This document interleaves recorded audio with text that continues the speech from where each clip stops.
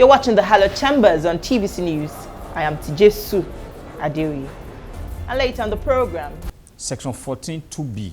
The primary purpose of government is the security and welfare of the people. So if the government fails in this, you have failed in everything. The Senate has urged the executive arm of government to expedite action on President Buhari's Ways and Means request, which stirred up controversy at their last plenary session.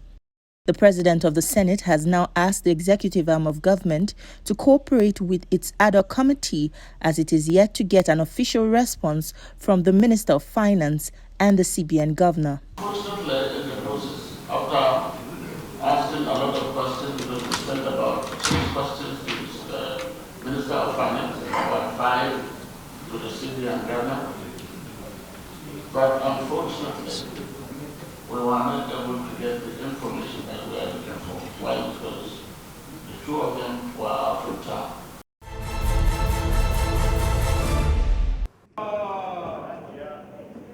The House of Representatives has stepped down a bill seeking to amend the NYSC Act to make the 1-year National Youth Service voluntary. The bill seeks to provide a cure for what its sponsors call the unrealistic allowances given to youth corps members as remuneration in line with prevailing economic realities. But the clause to make the scheme voluntary divided the legislators.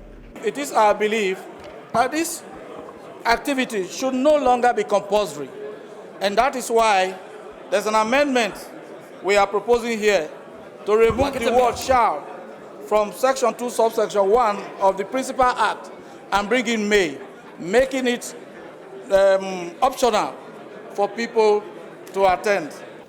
What was the reason for establishing the NYSC? Why is it being called National Youth Service Corps? And who is a youth? Actually, I think the drafters of that law and our Constitution are looking for those elements that bind us together. And when you are going to do that, at what age? What the mover of the bill is saying, that the benefit or the importance of the scheme is no longer tenable, I disagree totally, because if you are in a particular area, you have not gone to test the other side, you will not know the character and the experience of the other side. The House of Representatives has called on the nation's security chiefs to deploy more personnel to Edo Central Senatorial District to stem the rising wave of abductions. A motion from Edo member Sergius Ogun seeks an end to daily abductions of citizens in the interest of peace and development. House is convinced that the setting up of a police mobile force base and a Nigerian Army barracks / forward operating base (FOB) within Edo Central Senatorial District will go a long way in weeding off perpetrators of crimes and criminality from Esan Land and Edo State in general. Well, like somebody has said in the past, is a stick and carrot approach. As much as we believe that, I also believe that we don't have enough security men. And people have also said, it's not just about security. If the people are hungry or the people are not educated, they are likely to take to vices that will be inimical to ideas of the state. You know, so I believe if we used to flourish in this country, we didn't have we didn't get to this level of insecurity. So I believe if we do the right things, you know, most of these things will go. I mean, now we just came out from Christmas and New Year. How much was a bag of rice? A civil servant, they say minimum wage is 30,000 naira. Yes, maybe granted nobody earns 30,000 naira. You know, if a civil servant earns 150,000 naira, and you buy a bag of rice for a family of 10, how many weeks will that go? And from that 150,000 naira that the man earns, let's assume even the woman earns 150,000 naira, so that's 300,000 naira. You have to pay children's school fees. You have to pay rent. You have to pay transport to work. Then you have to feed. And then your healthcare is in there. That money is not even, can barely even take that particular individual home. That's for those that have jobs. Those that do not have are more than those that have. So for every household, every man that is working in a household is feeding extended family members. So when you're talking about corruption, you have to read it down.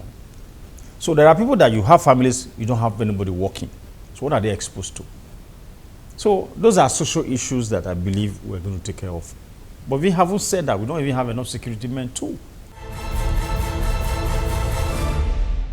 Yes, I think it was last week, the week before last really. People were kidnapped in a train station in Igueben. That's in my senatorial. And these people were just going to travel to Delta. They went to the train station. And they were kidnapped right at the train station, vicinity of the train station. They should have CCTV and security men there. And then they went away with them. While we were grappling with that, the president of a customary court was kidnapped. Then about the same day or a couple of days after, a former House of Assembly member, when I say former, it was a House of Assembly member of 2015 to 2019, was kidnapped on his way, on the same route, Igueben Ubuneki, going to Benin to take his flight. You know? Well, thank God, I want to also appreciate the security men. These ones have been rescued or released, you know, and then some of the people kidnapped also have also been rescued. But you still have some people with them, you know. So if you have enough security men there, they will be proactive from when they took those people. They didn't put them in a plane to fly out to anywhere. They went through the bushes. And people knew the route they were going through. But if you had enough security, they would have stopped them almost immediately, you know. It took over a week. I think it was even on the eve of the week. I think it was a week after the incident that 12 people were rescued. Actually from a village. They said they were in the forest. They were tracked to that place and they were crossing the road by midnight. That's when they were apprehended because the army, the police laid ambush. So if we have enough boots on ground, some of these things will not happen. Even the so-called boots we are asking, the policemen, the army, civil defense, and other security agents, we are asking for more, but they should also be properly remunerated. Otherwise, they can also be the problem. Because they can connive with the criminals and then they will rape the state. You know? So these are issues we believe the government should look into. Section 14(2)(b). The primary purpose of government is the security and welfare of the people. So if the government fails in this, you have failed in everything. Like I said, we don't have enough boots on ground. If you have, we have security, enough security men in a given area, and something happens, well, like the train station, is a government facility where they were taken.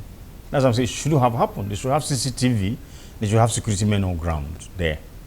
Then they left there. You saw where they went to. Somebody should be able to call the police station there. I think there's a DPO, there's a divisional police officer in every local government. And Igueben is a local government. They should be able to call the people there that will radio. It's okay, they enter the bush through this route. So you will radio the next police station on that route. So they will lay a siege. So that should have been something that should have been brought under control in less than 1 hour. But it didn't happen. But we even thank God for what has happened. Unfortunately, the DSP that lost his life, you know, we cannot return that life now. It's gone. So my condolences goes to the family. But the point is, if you have enough boots on ground, one, and the stations are well equipped, you can respond faster. But I've also added, even the mode of recruitment of this personnel is something that's laughable. You check, the last time it was even advertised that police were going to recruit people. How did they recruit these people? What kind of interview did they conduct? Are we seeing the era of asking politicians to bring slots? So where they will convert their talks that they use in rigging elections to hand them over to people to train and give uniform to? So peradventure, maybe the policemen are not even properly remunerated. So when you tell a policeman to go out that people are in the bush, they just kidnap them from me, where is the zeal to go there and do that work? You know, so those are things I believe going forward we should look into. The people need to have a government they can call their own. That is why my prayer is that the election coming up next month and the month after, February and March, will produce the set of people that will be chosen by the people. So if the people choose people and they know the power is in their hands to replace them when they don't do well, that can set those elected on the right course to know that, look, the people are watching. That is one. And yes, that is key. Because if you know the people that have sent you here are watching and are waiting for you, if you don't do the right thing, that they will send you out and replace you, there's every tendency that you'll be a voice for the people. When you begin to become a voice for the people, and when you are in an executive position, you do things that will ameliorate, that will take away the thing you campaign with you have the issues that you discuss with the people, that I'm going to Abuja or I'm going to the state capital to change these things. On getting there, what did you achieve? Did you live up to those promises? So by the time they're able to hold their people responsible, maybe some of this criminality will come down. What I mean by that is because people can kidnap somebody and get away with it. Because people can burn priests alive, because this is not the first time. And most likely, unfortunately, might not be the last time. Can do it and get away with it. That's what they will be doing it. So if you have a system where people are arrested and prosecuted and thrown into jail almost immediately, it will serve as a deterrent to others who would be criminals.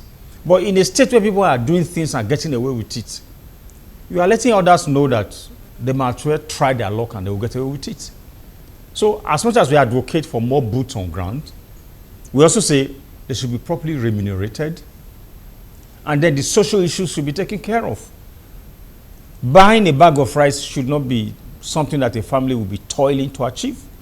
Now, if people can go to the farm to till the land and to produce things, how would they be able to feed themselves? So these are the issues. So security is key, but I also believe if you have a proactive government, most of these issues will be taken care of. It's very simple. We have not always been like this in this country. Something happened. So we have to get to the root of what happened. And the earlier we get there, the better for everybody.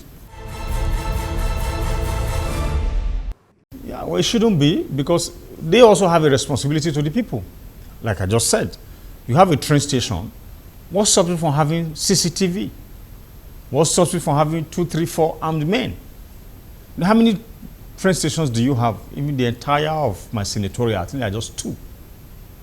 There are just 2 train stations, you know. One in, I think around Ziu here, you know, and then the other one in Igueben. So what is wrong if you post 5 men, you know, in each of the stations, 5 in one or 5 in another, or 10? Well, that would not be asking for too much. Because that's a government facility, and you have a whole lot of people traveling through that route. It would have served as a deterrent. It would have served as a deterrent, knowing that you have armed men there. And like I said earlier, you have a divisional police station in every local government. The place where this incident happened is a local government. So look, I had said something about equipping them right. So if there's proper remuneration, you don't see somebody strolling out to go and buy food and leaving, everybody strolling out at the same time, or somebody coming there to say, guys, come and escort me somewhere. Instead of having 5 men somewhere, somebody comes to take 2 or 3 away because they are expecting that that man will bring something for them to take care of themselves. If they are properly remunerated, properly trained, and properly equipped. So with an attack, while the 5 men are even battling those ones, they will radio the divisional police office where reinforcement will come. But in the situation when you don't have enough men there, you radio the divisional police station and you have less than 3 men there without much equipment, no moving vehicle to get there, no radio to call the next police station to say people have entered the bush, they are coming through this route. You know, these are issues they were talking about. So as much as we are advocating for more boots on ground, they should be properly equipped. People have talked about body cams, carry body cameras. So when a policeman is squeezing people, you will hear what he's talking about. It can be recorded. We are talking about the kind of arms they have. They are obsolete. We are talking about the kind of training. Even the uniforms they wear. It's no news anymore in Nigeria that policemen even buy their own uniform. Their salary is not. Now we are talking about buying a bag of rice for over 40,000 naira.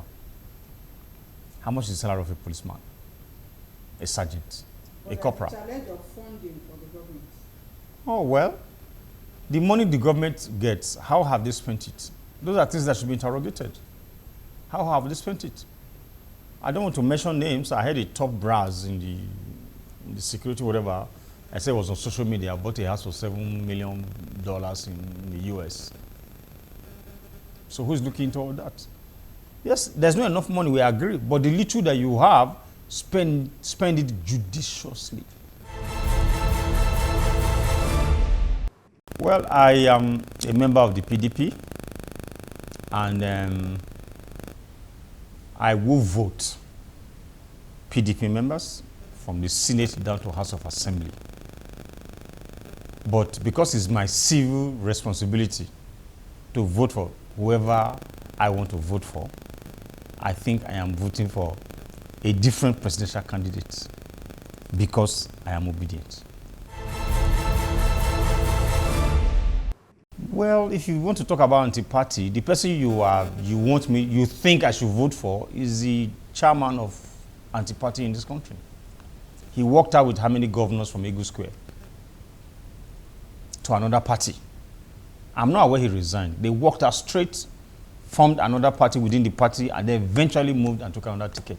That was even the second time he's doing it. But nothing personal. Nothing personal. He has his right to do all that. But for me, this is just where I am today in my life. Yes, I am a party person. In the local, we will do the needful and vote for all that. But where I stand today, tomorrow, things might change. But as I sit down here today, that's the direction I'm going to. Not exactly. My heart is with the obedience. Yeah, I think that's the way to go. I've listened to almost everybody, Let's get somebody, who will inspire confidence in the young people. So, let's try somebody for once that inspires, confidence in some of us and the young people. For once, let's do that. Being a member of PDP doesn't make you a criminal, So he was in the PDP, and he aspired to be the vice presidential candidate of this country. He didn't get it, and then he was even going to contest under the PDP, but the politics they played in PDP, it became very obvious to him that he was not going to go anywhere, and that's some of the reasons why some of us respect him. When people hijack the system with money and everything. So I think he has enough money that he could have thrown the money there, but to him, why should I spend so much money for my party to just nominate me? And then he walked away from it. That is courage. And that's the kind of courage that's required in Aso Rock Villa. To say you are the head of army, you are the head of the police, I have given you task to achieve this within 6 months. If you don't achieve it, I sack you and put the next man there. That's the courage that's required. So he had the courage to say, look, this vehicle is not meant for me. He came down, and then he boarded another one. And I believe this vehicle he has boarded will take him to the right destination, which is also Rock Villa. Well, I don't think anybody is saint. Yeah, well, when you are a born-again Christian, you are a saint. Just because all things are passed away, all things have become new. But where we stand today in the history of this country, I need anyone to come forward and convince me as an individual that these two from the old political parties or the two biggest political parties in the country today are better than a much younger person. He's been tried. If anything, he has more experience than the two older men. He's managed the state in his 40s, and then he has an ongoing business. He's done well for himself. A man that left government, didn't take pension or gratuity or anything. And that's how it should be. Left money for the incoming government. That's how it should be. You shouldn't always borrow and leave huge debt for an incoming government. And from what he even says, is music to my ears. That he's going to do X, Y, Z from day one. Yes, he might not achieve it from day one, but I think it's just a breath of fresh air. There are so many things to address. Fuel subsidy is a huge scam. Yes, this government is kicking the can down the road. But that's why they are not making the decision now. You are living in May, and you are saying you remove subsidy from June. From June, you are not in government anymore.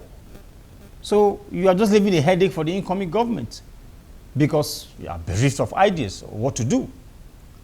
So, but whoever is coming, this individual we're talking about now has said, look, yes, I will remove it. Although I would have preferred that he says that I will look at the dynamics around it before removing it. But if he allows that, they will compel him to continue. There are so many things that they are calculating to the subsidy that should not make it be. But again, the good news is hopefully Dangote would have come on stream then. And then some of the maybe the local refineries, maybe one or two. That should be enough fuel, hopefully then. You know, even at that, it's just a little money that will be saved. But we need to bite the bullet once and for all. How can you spend 3.6 or 3.5 trillion subsidizing just an item? And we know, because of the security failure, we are told the bulk of that is not even consumed in this country. It goes to the neighboring countries. And yet, we say we are a sovereign nation.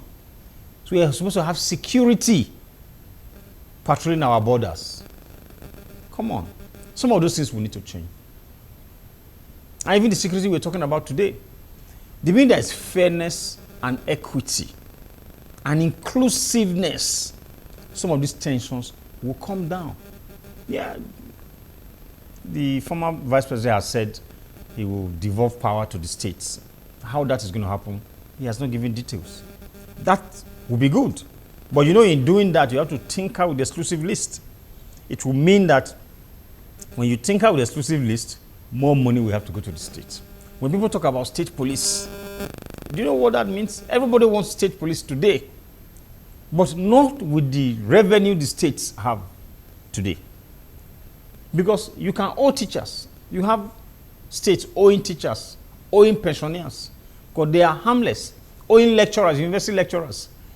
Do you now want to owe policemen carrying AK-47? That would be disaster. So, as much as states are clamoring for state police, whoever is saying he will devolve power to the states, we have to factor in the fact that you also have to allow more money to go to the states so that they can manage the powers that you are giving to them. Yeah, well, yes, if the deregulation is done, and then some money will be saved. Basically, that's the point we are making. And some of the social issues can be taken care of. Yeah, this government prides themselves, present government prides themselves in infrastructure. But we still have terrible roads in this country. Yes, granted, Rome was not built in a day. Things have gone so bad. But where are the roads? The kidnapping we are talking about today, the people going to Benin, we are going more like an Israelite journey.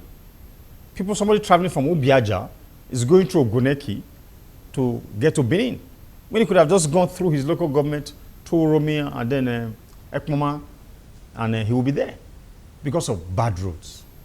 The federal roads in my state, in Edo State, have all collapsed, and that's the truth. So if you begin to put this infrastructure in place, and people can go to farm, you know, you have products, farm produce in the market.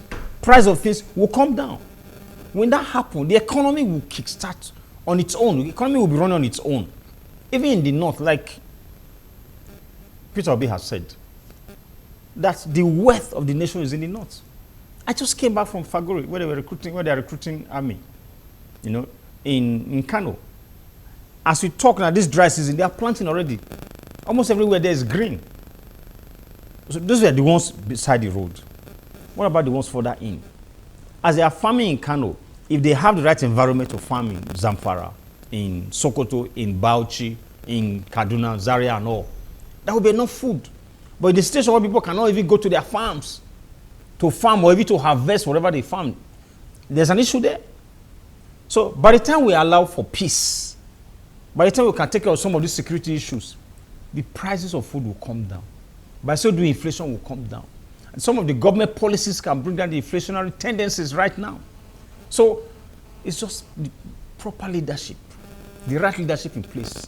And most of this it happened before. When the military left, Obasanjo took over. People saw hope in the horizon. Look, things will change. And we worked on that. Obasanjo took that political capital miles, and that helped us a great deal. This government did not. And I pray the next government will have the will to do that, or the courage, or the frame of mind to do that. And I believe things will turn around. The Petroleum Industry Act and the Electoral Act. Yes, both of them will need to be further amended. But yeah, that's for me is the high point. And I will thank God for the leadership of the National Assembly and for the President for assenting to them.